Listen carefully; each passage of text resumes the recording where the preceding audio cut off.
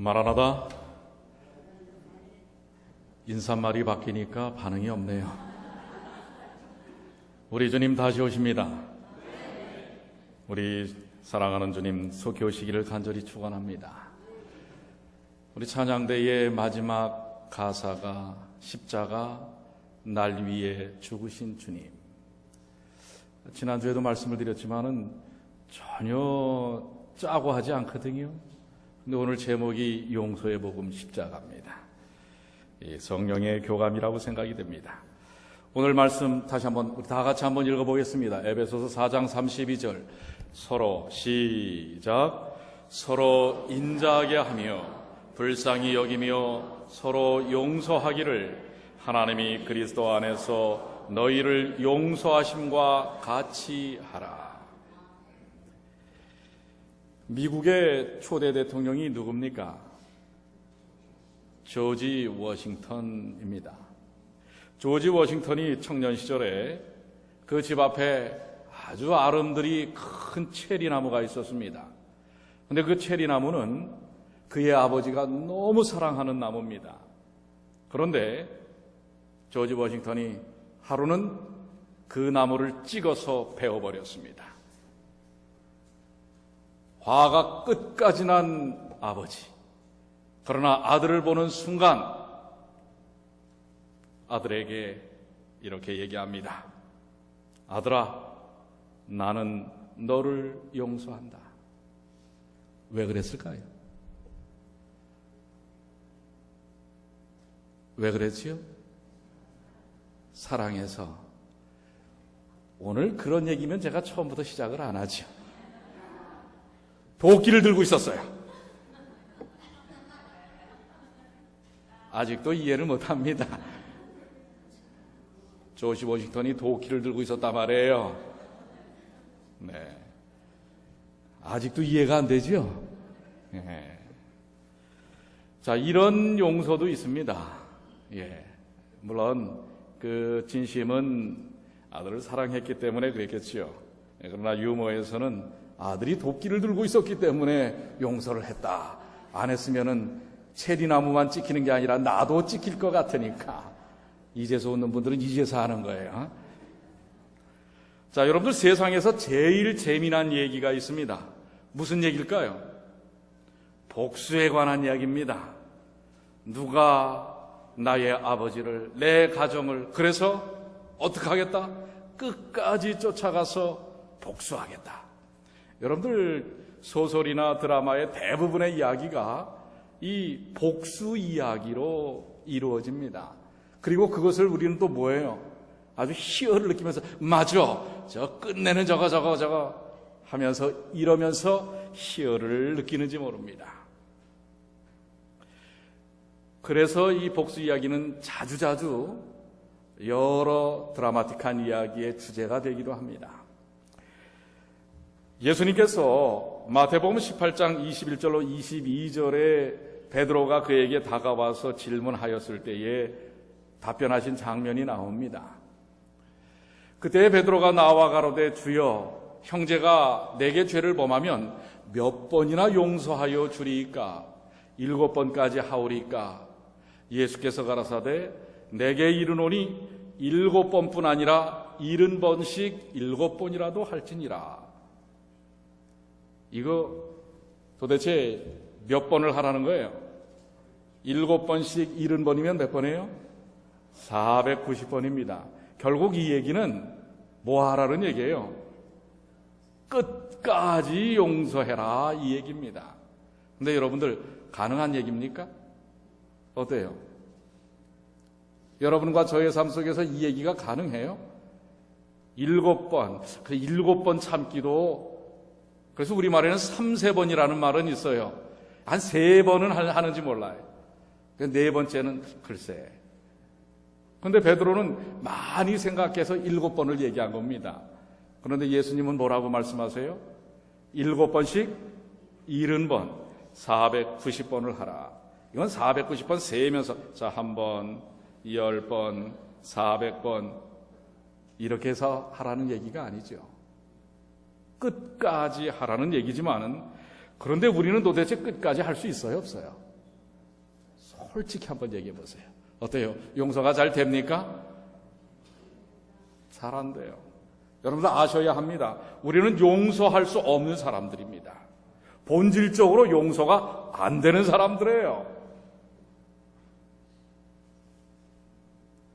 그래서 예수님께서 하신 이 말씀은 7번씩 70번을 하라, 이 말씀은 용서해 주는 일이 우리의 어떤 능력이나 권리가 아니라 의무라고 얘기합니다. 책임이라고 선언하는 것입니다. 그런데 이게 할 수 없는 것을 도대체 왜 하라고 하시는가? 저는 그래서 우리가 용서를 과연 어떻게 할 때 할 수 있을까라는 생각을 하다가 미네소타 크리스찬 크로니클이라고 하는 잡지에 실려진 한 이야기가 제 관심을 불러일으켰습니다. 여기에는 한 사진이 나옵니다.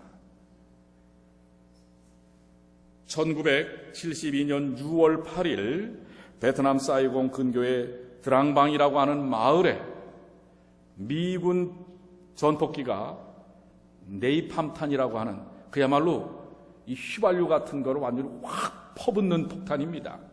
그래서 이 폭탄이 떨어지게 되면 완전히 그 일대 지역이 불바다가 돼버리고 맙니다.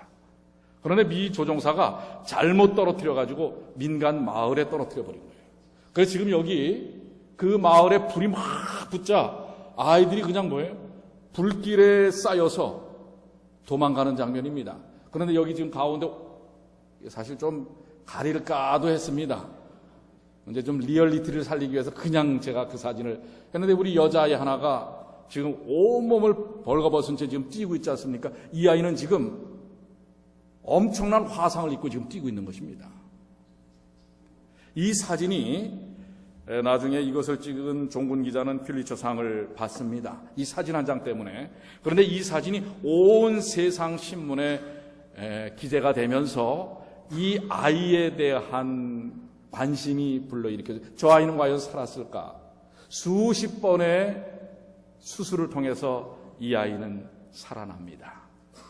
그리고 목숨을 건진 다음에 이제는 손주까지 이렇게 안게 되는 인생의 변화를 경험하는데 여러분들 이 등짝은 아직도 이런 그 시절의 화상에 수십 년이 지났지만은 흔적이 그대로 남아있는 것입니다. 1996년 워싱턴 DC에 있었던 월남전 기념비 제막식이 있을 때 이 여인의 이름은 킴 푹이라고 하는 여인입니다. 이 킴 푹이 나와서 자신의 인생에 대한 간단한 연설을 하게 되었습니다. 그때 그는 이렇게 이야기합니다. 민간인 마을에 폭탄을 투하한 비행기 조종사를 언젠가 만나게 된다면 저는 이렇게 이야기하고 싶습니다. 나는 당신을 용서하였습니다. 나는 당신을 용서하였습니다. 그런데 여러분들 그 자리에 누가 있었는지 아십니까? 바로 20여 년 전에 거기에 폭탄을 잘못 투하했던 비행기 조종사가 그 자리에 있었습니다. 존 머플러라고 하는 사람입니다. 이제 이미 은퇴했지만 퇴역을 했지만 그는 그 이야기를 듣고 있는 순간 그렇지 않아도 그 여인을 만나고 싶었어요. 그 사진에 게재됐던 그 사진을 보고 한평생 그는 죄책감에 시달리며 살아왔습니다.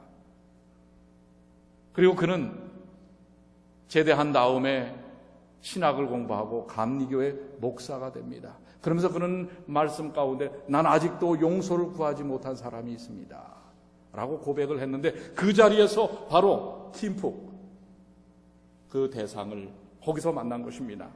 연설이 끝나자마자 연단으로 그가 막 달려갔습니다. 경호원들이 제지를 했지만은 사정을 이야기했을 때 두 사람은 극적으로 그 자리에서 만났습니다. 그리고 그 자리에 무릎을 꿇고 존 머플러는 죄송합니다. 정말 죄송합니다. 바로 그때 폭탄을 투하했던 그 조종사가 바로 접니다. 용서해 주십시오. 김폭은 아까 얘기한 것처럼 저는 이미 당신을 용서하였습니다. 그때 그 자리에 참석했던 수많은 사람들이 정말 아주 눈시울이 뜨거워지면서 박수를 쳤습니다. 이게 또 기사화가 됐고요. 이 킴푹이 자서전식으로 썼던 책 용서와 화해라고 하는 책에 이렇게 기록한 부분이 있습니다. 나를 전쟁의 상징으로 기억하지 말아 주십시오. 예수 그리스도를 영접한 후 나는 모든 사람을 용서했습니다. 그때부터 행복과 사랑이 보였습니다. 이미 내게 일어난 일은 바꿀 수 없지만 그 의미는 바꿀 수 있었습니다. 그래서 용서를 했고 저는 자유를 얻었습니다. 그는 예수 그리스도의 십자가를 통해서 이제 전쟁 후에 그는 후사일생으로 살아남아서 미국으로 오게 되고 여러 차례의 수술, 독일까지 가서 수술을 받고 그러면서 그가 누구를 발견하게 되냐면 그 마음속에 증오, 자기 가족들은 다 죽었어요. 불타 죽었어요. 시커멓게. 그 증오와 분노. 그러나 예수님을 받아들이는 순간 예수님의 십자가 안에서 그가 받은 구원이 얼마나 큰 것인지를 생각하면서 이제 그의 마음속에 그에게 다가왔던 모든 갈등의 요소들, 죄악의 도전들, 모든 것들이 다 내려지면서 용서의 기쁨을 맛보게 되었다고 하는 것입니다. 여러분들 성경 가운데 요셉의 용서가 나오지요. 창세기 45장 4절로 5절에는 요셉이 형들에게 이르되 내게로 가까이 오소서 하고 이 용서하는 장면이 나옵니다. 어때요? 다른 사람도 아니고 형제에 의해서 죽일 뻔하고 팔린 것입니다. 이 배반감이 여러분들 어땠을까요? 가장 가까운 사람, 그것도 믿었던 가족, 형제, 혈육입니다. 혈육에게 배반당한 것입니다. 이것을 극복하기가 얼마나 어려웠을까요? 그런데 요셉은 어떻게 합니까? 그 용서의 자리에 정말 어떻게 보면 그렇게 했으면 형제들이 잘 살아야 되지 않습니까? 그렇게까지 하고 자기를 버렸는데 이 잘 사는 게 뭐예요? 굶어 죽지 못해가지고선 곡식 얻으러 온 거예요. 빌어먹으러 온 것입니다.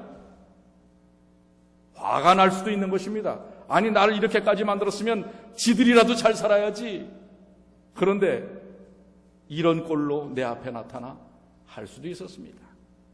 그런데 요셉은 어떻게 합니까? 나는 당신들의 아우 요셉이니 당신들이 애굽의 판자라.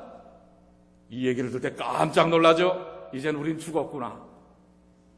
당신들이 나를 이곳에 팔았으므로 근심하지 마소서, 한탄하지 마소서. 하나님이 생명을 구원하시려고, 당신들을 구원하시려고 나를 이렇게 보낸 겁니다 하는 것입니다.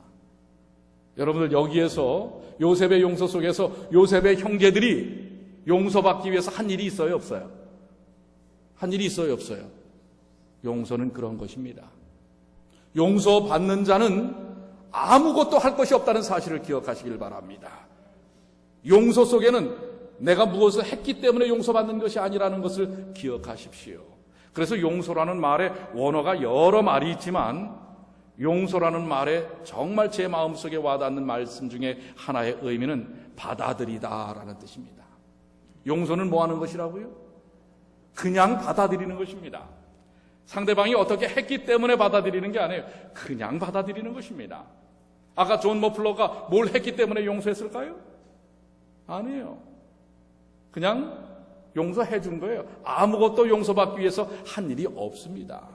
용서는 그런 것입니다. 우리는 생각해야 합니다. 용서란 내가 뭔가를 했기 때문에 얻어지는 결과가 아니라는 것입니다. 용서는 주님의 은혜를 통하여 나타나는 것입니다. 누가복음 23장 34절에 이것을 아주 단적으로 설명하는 예수님의 말씀이 나옵니다. 이에 예수께서 가라사대 아버지여 저희를 사하여 주옵소서. 자기의 하는 것을 알지 못함이니이다. 알지도 못하는 그들을 십자가에서 예수님은 뭐 하셨어요? 용서하셨어요. 여러분이 무엇 때문에 용서받으신지 아시겠어요?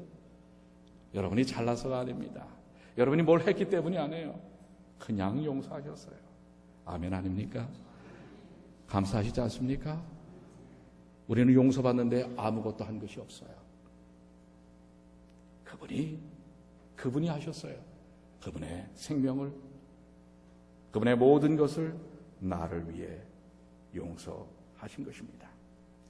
인간의 본질적인 죄의 문제를 우리는 해결하지 않고는 우리 사람들은 행복할 수가 없습니다. 축복으로 살아갈 수가 없습니다. 영원할 수가 없습니다. 그런데 그 모든 것을 해결하는 오직 유일한 한 길은 십자가밖에 없습니다. 우리가 용서받고 사는 일에 있어서 단 한 가지의 길을 하나님은 열어 놓으셨는데 그게 바로 십자가입니다. 우리가 행복하고 영원히 살 수 있고 이 모든 것들이 구원받은 것은 오직 십자가 그 길로 인하여 가능한 것입니다. 그런데 많은 사람들이 이 죄의 문제를 이 십자가로 우리가 구원받았다라고 하니까 이것은 하나님의 사랑이야 라고 우리는 치부해버릴 때가 많습니다. 그래서 우리의 용서의 의미도 아주 가볍게 여길 때가 많아요. 그런데 정말 그렇습니까? 여러분, 하나님은 용서하실 수 없는 분입니다. 이게 무슨 얘기예요? 하나님은 사랑이시라며요. 그런데 하나님은 또 용서하실 수 없는 분이에요. 즉 공의를 가지신 분이에요. 하나님의 공의는 죄를 절대 용서하지 못합니다. 어떤 방법으로도 죄는 용서되지 않습니다. 죄는 없어지지 않습니다. 아셔야 합니다.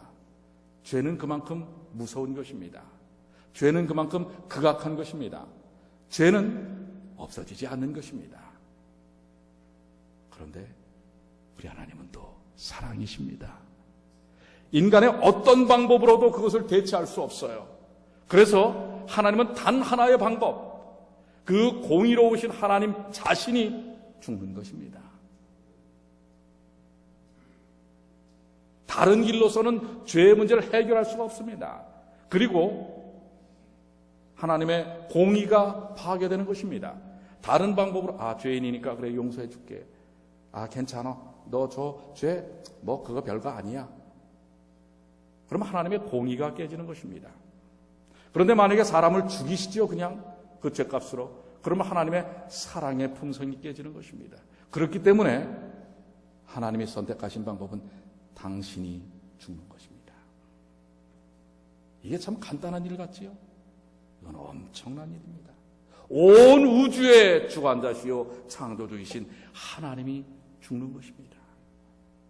누구를 살리기 위해? 아니요. 나를 살리기 위해. 오늘 김푹은 그것을 느낀 거예요. 내 인생, 내 삶을 살리기 위하여 하나님이 죽으셨다는 사실을, 십자가에서 죽으셨다는 사실을, 나에게 죄를 진 그 죄도 크지만 내 인생 자체가 짊어지고 있었던 죄의 문제를 해결하기 위해 더 크신 은혜로 그분이 죽으셨다는 사실이에요. 그거를 깨닫는 순간 자기에게 죄를 진 자는 그 죄는 아무것도 아니라는 사실을 깨닫게 되는 것입니다. 그래서 본문의 말씀이 오늘 우리에게 주어진 말씀입니다. 다 같이 한번 읽어볼까요? 서로 시작.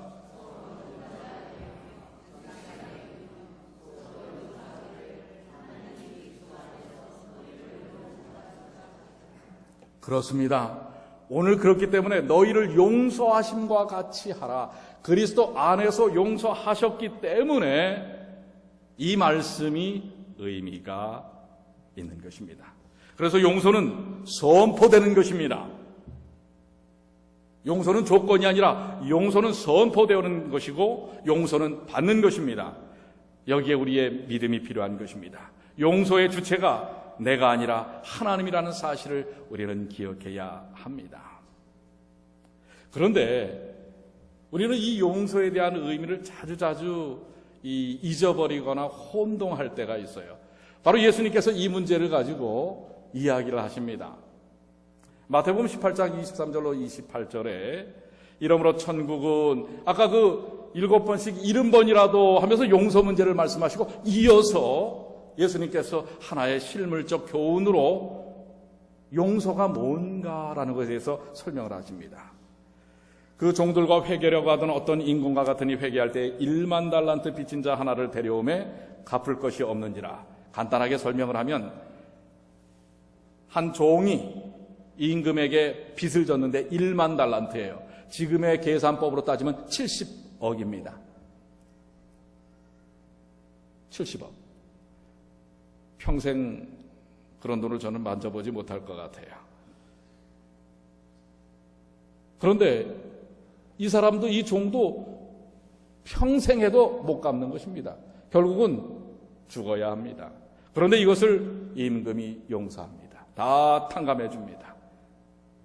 그런데 가는 길에 그에게 빚을 진 한 이웃 동관에게 어때요? 100데나리온이에요. 100데나리온. 발음도 잘한다. 100데나리온. 1데나리온이 하루 품삯 1당입니다. 그럼 100데나리온이면 석 달치예요. 석 달 월급입니다. 해봐야 얼마 안 되죠. 이것을 못 갚는다고 목을 잡고 막 멱살을 잡고선 막 패대기를 치고 하는 것입니다. 결과적으로는 1만 달란트 이 빚진 자가 임금이 그 소식을 듣고 그를 다시 자, 용서를 받았는데 용서를 받지 못한 거예요. 용서가 용서로서의 역할을 하기 위해서는 용서를 받은 자들의 삶 속에서 용서의 의미를 본질적으로 알아야 합니다. 용서받은 자, 진정으로 용서받은 자는요, 야고보서 2장 13절에 말씀하는 것처럼 긍휼을 행하지 아니하는 자에게는 긍휼 없는 심판이 있으리라. 용서받은 자는요, 용서하게 됩니다. 누구처럼요? 김푹처럼. 그리스도의 십자가의 용서를 받은 사람은 용서케 된다는 사실, 이 생명적 원리를 여러분들 기억하시길 바랍니다. 이게 바로 용서받은 자의 모습입니다. 용서받은 자는 그 용서받은 것을 어떻게 해요? 나눈다는 사실이에요. 그런데 이 용서 없는 정신에는 변명이 있어서는 안 됩니다. 자, 여기 이 말씀 한번 읽어볼까요? 어떤 것으로, 시작. 어떤 것으로도 용서하지 않는 정신을 변명할 수 없다. 다른 사람에게 긍휼을 베풀지 않는 자는 자기 자신이 하나님의 용서하시는 은혜에 참여하지 못하였다는 것을 드러낸다. 우리가 남을 용서했기 때문에 용서받는 것이 아니다. 우리가 용서받았기 때문에 용서하는 것이다. 모든 용서는 공로 없이 베푸시는 하나님의 사랑에 근거를 두고 있다. 아멘. 용서받았기 때문에 뭐 한다고요? 용서케 되는 것입니다. 이게 십자가의 능력이요, 생명의 은혜라는 사실을 기억하시게 되기를 바랍니다. 제가 말씀을 준비하면서 때로는 여러 책들을 보는데 그 중에 이 용서에 맞는 참 재미난 이야기가 없을까라고 하다가 어느 한 책에 제가 이 글을 읽으면서 이 참 재미도 있고 또 느끼는 게 많았어요. 어떤 분이 어느 교회 앞을 지나가는데 교회 앞에 게시판에, 한국엔 지금도 그런 일들을 해요. 그날의 설교 예배의 제목을 적어 놓습니다. 지나가다가 하도 그게 좀 관심을 끌어서 그 교회 교인이 아닌데도 그 예배에 들어갔어요. 제목이 뭔지 아십니까? 마태복음 18장, 우리 조금 전에 읽었던 마태복음 18장이 본문인데 제목이 이거예요. 예수가 막걸리보다 못한가? 설교 제목이 뭐예요? 예수가 막걸리보다 못한가?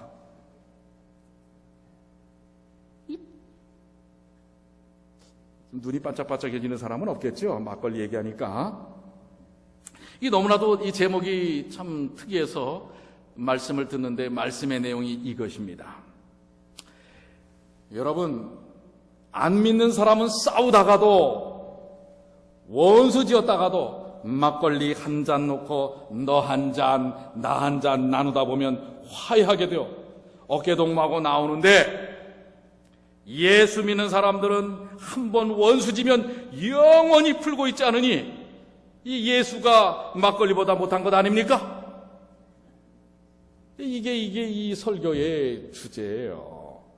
여러분들, 웃기죠? 정말 웃기는 얘기예요. 예수보다 막걸리가 더 힘이 있어요. 우리 교회는 그렇지 않죠? 우리 막걸리도 못 먹는데 이거 한평생 이거 화해를 못하면 어떡하나. 여러분, 이래 갖고 되겠습니까? 예수 믿는 사람들이 아직도 마음속에 품고 있는 그 갈등과 분쟁을 내내 품고 있다면 전 가끔 궁금해요. 그런 분들이 하늘에 가서 어떻게 영원히 그거 고문 아니겠는가? 고역 아니겠는가? 어떻습니까? 용서받은 사람은 용서의 은혜를 나눕니다. 용서의 참다운 의미는 나눔으로 나타난다는 사실을 기억하십시오. 여기 귀한 한 말씀이 있습니다. 우리의 평화를 깨트리는 것은 자기에 대한 사랑이다. 자아가 살아있는 동안에는 언제나 그것이 굴욕과 모욕을 당하지 않도록 방어 태세를 취하게 된다. 그러나 우리가 죽고 우리의 생애가 그리스도로 더불어 하나님 안에 감추어질 때는 무시나 경멸은 조금도 괴념치 않게 될 것이다. 비난에 대하여 귀머리가 되고 조소와 모욕에 대하여는 소경이 될 것이다. 여러분, 그리스도의 십자가의 용서는 그렇게 큽니다. 용서받은 사람은 누가 뭐라고 해도, 자극을 해도, 자존심을 긁어도 화내지 않습니다. 귀머리가 돼요. 조소와 모욕에 대하여는 소경이 되는 것이 바로 진정한 십자가의 용서를 경험한 사람이라는 사실을 기억하시게 되길 바랍니다. 오늘 우리가 그런 용서를 받은 사람들 아닙니까? 오늘 그 용서의 의미를 기억하십시오. 여러분, 세상에서 가장 무서운 곳이 어디예요? 치와와가 아닙니다. 아까 치와와 옆에 뭐라고요, 거기가? 발음도 잘 안 돼. 안 들려야죠. 꽈리? 꽈리라고 그래요. 막 그냥 살인이, 인신매매가, 사람을 납치하고 이런 것이 세상에서 가장 무서운 것이 아니에요. 어딘 줄 아십니까? 용서가 없는 세상. 용서가 없는 사회, 용서가 없는 교회, 용서가 없는 가정, 용서가 없는 사람이야말로 가장 무서운 것입니다. 여러분, 그래서 우리 주님께서 십자가를 통하여 용서의 복음을 전해주셨어요. 우리 한번 이렇게 좀 한번 마음에 결심하면 어떨까요? 예수님 때문에, 예수님의 십자가의 용서 때문에 일요일 날은 여러분 자신을 용서하시길 바랍니다. 한번 다 같이 예수님 때문에 여러분 자신을 용서하십시오. 시작. 여러분 자신을 용서하시게 되길 바랍니다. 언제요? 일요일에는. 월요일에는요, 예수님 때문에 가족을 용서하시게 되길 바랍니다. 화요일에는 예수님 때문에 친구와 교우들을 용서하십시오. 수요일에는 예수님 때문에 동료와 직장 상사를, 아이고 저 인간은 가다가 교통사고도 안 나나, 이러지 마시고 동료와 직장 상사를 용서하십시오. 목요일에는 우리가 이렇게 먹고 살기 어려운 건 이게 누구 때문이야, 누구 때문에 이 경제에 실패한 국가의 경제기관을 용서하십시오. 금요일에는 예수님 때문에 국가의 정치기관을 용서하십시오. 토요일에는 예수님 때문에 다른 나라들을 용서하시게 되길 바랍니다. 그러면 여러분은 무엇을 얻게 된다고요? 자유를 얻게 되는 것입니다. 여러분, 자유는 용서에서부터 시작된다라고 조지 허버트라는 사람이 얘기했어요. 용서는 뭐부터 시작된다고요? 자유는 용서에서부터 시작되는 거예요. 자유는 용서에서부터 시작되는 것입니다. 마틴 루터는 또 이런 얘기를 했습니다. 허물을 너그럽게 용서하는 이 일은 모든 창조 질서에 순응하는 일이다. 근데 제가 여기 조지 허버트의 한 말이 또 아주 마음속에 와닿아요. 남을 용서할 수 없는 사람은 자기가 건너야 할 다리를 파괴하는 사람이다. 이게 무슨 얘기예요? 용서하지 않으면 여러분이 막상 이제 앞으로 걸어가야 할 다리를 다 부셔버리는 거예요. 그러니까 여러분이 갈 수 없는 거예요. 자, 오늘 용서의 복음, 십자가를 통한 그 놀라우신 용서를 받아들인 자로서 용서를 나누는 삶을 사시게 되기를 바랍니다. 그렇게 마음이 결심하십니까? 오늘 본문의 말씀입니다. 바로 이 약속이 이루어질 수 있는 것입니다. 다 같이 한번 크게 읽습니다. 에베소서 4장 32절 시작. 서로 인자하게 하며 불쌍히 여기며 서로 용서하기를 하나님이 그리스도 안에서 너희를 용서하심과 같이 하라. 당신이 이러이러하니까 내가 용서하는 거야. 이건 진정한 용서가 아닙니다. 예수님도 우리를 그렇게 용서하시지 않았어요. 그냥 용서하셨어요. 오늘 예수님의 용서를 받아들이는 여러분과 저의 삶이 항상 용서의 은혜를 나누는 주님의 귀한 자녀로서의 아름다운 삶이 되시기를 간절히 축원합니다. 이제 우리 다 같이 일어나셔서 이 우리 주기도문에도 주님의 귀하신 용서의 의미가 있죠. 2절에 보면 뭐가 나와요? 일용할 양식 주시고 우리들의 큰 죄 다 용서하옵시고 또 시험에 들게 마옵소서. 이미 십자가를 통하여 우리에게 용서하셨습니다.